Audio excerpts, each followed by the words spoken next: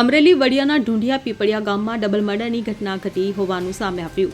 ઢુંઢિયા પીપળિયા ગામે એક ખેડૂત વૃદ્ધ દંપતી એકલા રહેતા હતા ત્યારે લૂંટના ઈરાદે તેમની હત્યા થઈ હોવાની પોલીસ દ્વારા આશંકા વ્યક્ત કરાઈ છે।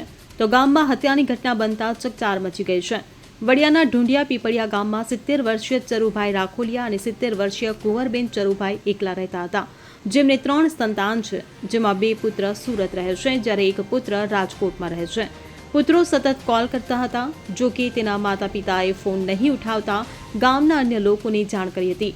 એ દરમિયાન ગામ લોકો જોવા માટે ઘરે આવ્યા તો હત્યા કરાયેલી મૃતદેહો જોવા મળી આવ્યા હતા।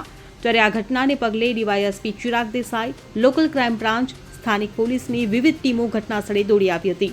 હત્યા કરાયેલા સ્થળે કોઈ ચીજ વસ્તુની લૂંટ થઈ છે કે કેમ તે અંગે પોલીસે તપાસનો ધમધમાટ શરૂ કર્યો છે।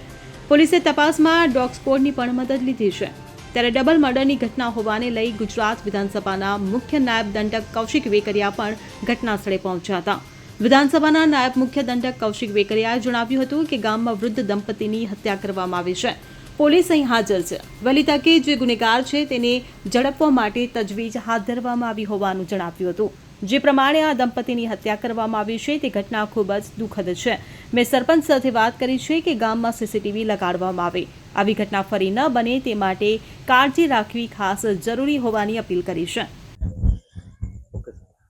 વડિયા તાલુકાના ઢુંઢિયા પીપળિયા ગામે રહેતા ચકુભાઈ બોગાભાઈ રાખોલિયા તથા તેમના પત્ની કુંવરબેન ચકુભાઈ રાખોલિયા, જેમની ઉંમર 80 થી 85 વર્ષની હતી, જે પોતાના ઘરે રાત્રે સૂતા હતા તે દરમિયાન અગમ્ય કારણોસર અજાણ્યા ઈસમો દ્વારા માથાના ભાગે મરણતોલ માર મારેલ છે, જેના આધારે હાલ પોલીસ દ્વારા આગળ તપાસ કાર્યવાહી ચાલુ છે।